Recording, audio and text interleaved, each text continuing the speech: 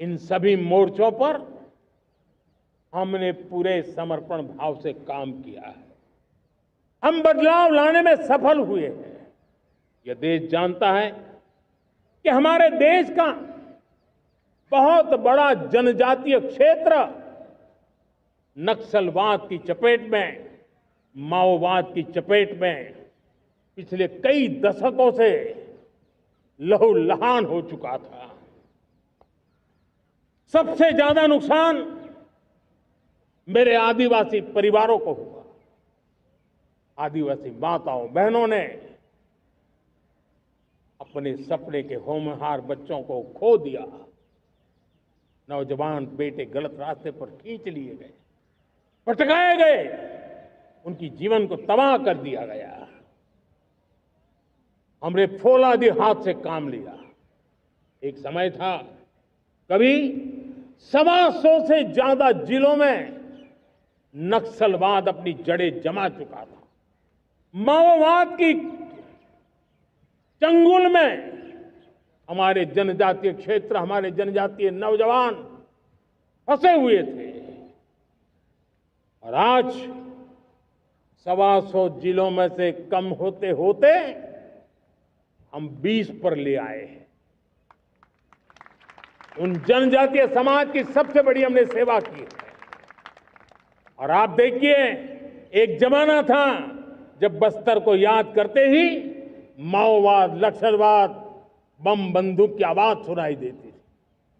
उसी बस्तर में माओवाद नक्सल से मुक्त होने के बाद जब बस्तर के नौजवान ओलंपिक करते हैं, हजारों नौजवान भारत माता की जय बोल करके खेल के मैदान में उतरते हैं, पूरा वातावरण उत्साह से भर जाता है। ये बदलाव देश देख रहा है। जो क्षेत्र कभी रेड कॉरिडोर के रूप में जाने जाते थे, वो आज विकास के ग्रीन कॉरिडोर बन रहे हैं। साथियों, हमारे लिए गर्व की बात है, भारत के नक्शे में जिन क्षेत्रों को लहूलुहान कर दिया गया था, लाल रंग से रंग दिया गया था, हमने वहां संविधान, कानून और विकास का तिरंगा फहरा दिया है। मेरे प्यारे देशवासियों, ये भगवान बिरसा मुंडा की 150वीं जयंती का अवसर है। तब इन जनजातीय क्षेत्रों को नक्सल से मुक्त कर करके, मेरे जनजातीय परिवार के नौजवानों की जिंदगी बचा करके हमने भगवान बिरसा मुंडा को एक सच्ची श्रद्धांजलि दी है।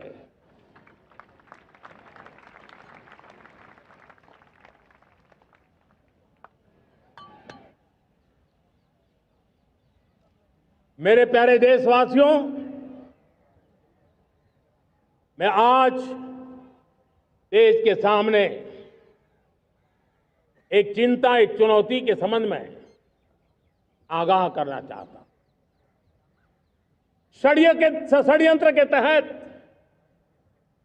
सोची समझी साजिश के तहत देश की डेमोग्राफी को बदला जा रहा है। एक नए संकट के बीज बोए जा रहे हैं। और ये घुसपैठिए मेरे देश के नौजवानों की रोजी रोटी छीन रहे हैं। एक घुसपैठिए मेरे देश की बहन बेटियों को निशाना बना रहे हैं। ये बर्दाश्त नहीं होगा। ये घुसपैठिए भोले भाले आदिवासियों को भ्रमित करके उनकी जमीनों पर कब्जा कर रहे हैं। ये देश सहन नहीं करेगा। और इसलिए मेरे प्यारे देशवासियों, जब डेमोग्राफी परिवर्तन होता है, सीमावर्ती क्षेत्रों में डेमोग्राफी में परिवर्तन होता है, तब राष्ट्रीय सुरक्षा के लिए संकट पैदा होता है। देश की एकता, अखंडता और प्रगति के लिए ये संकट पैदा, सामाजिक तनाव के बीज बो देता है। और कोई देश अपना देश घुसपैठियों के हवाले नहीं कर सकता है। दुनिया का कोई देश नहीं कर सकता है, तो हम भारत को कैसे कर सकते हैं? हमारे पूर्वजों ने त्याग और बलिदान से आजादी पाई है, हमें स्वतंत्र भारत दिया है। उन महापुरुषों के प्रति हमारा कर्तव्य है कि हम हमारे देश में ऐसी हरकतों को स्वीकार न करें। उनकी सच्ची श्रद्धांजलि होगी।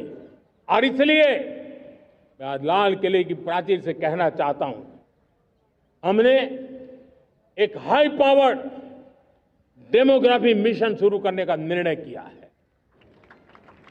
ये मिशन, इस मिशन के द्वारा ये जो भीषण संकट नजर आ रहा है, भारत पे मंडरा रहा है जो संकट है, उसको निपटाने के लिए तय समय में सुविचारित सुनिश्चित रूप से अपने कार्य को करेगा। उस दिशा में हम आगे बढ़ रहे हैं। मेरे प्यारे देशवासियों, कल जन्माष्टमी का पावन पर्व है। भगवान श्री कृष्ण का जन्मोत्सव देश में मनाया जाता है। साथियों, जब मुझे भगवान श्री कृष्ण याद आते हैं तो हम देख रहे हैं कि पूरे विश्व में आज युद्ध के तौर तरीके बदल रहे हैं।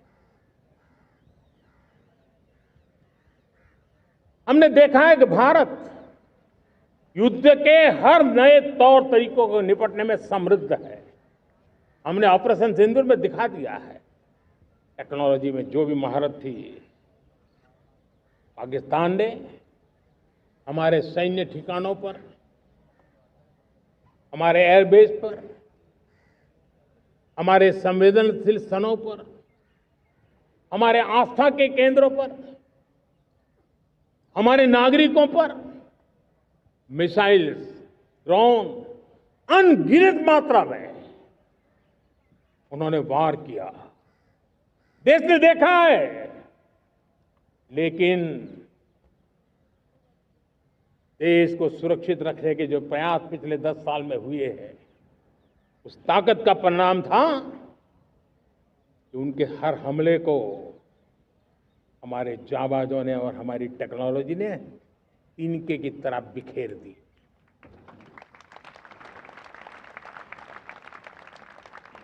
रत्ती भर नुकसान नहीं कर पाए। और इसलिए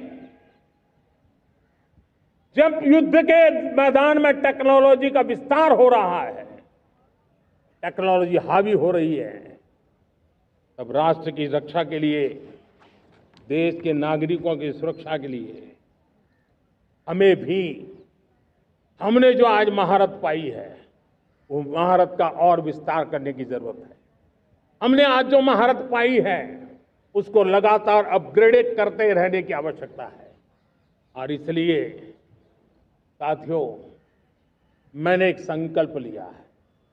मुझे आपके आशीर्वाद चाहिए, कोटि कोटि देशवासियों के आशीर्वाद चाहिए। क्योंकि समृद्धि कितनी ही क्यों न हो, अगर सुरक्षा के प्रति उदासीनता बरतते हैं तो समृद्धि भी किसी काम की नहीं रहती। और इसलिए सुरक्षा का महत्व बहुत बड़ा है।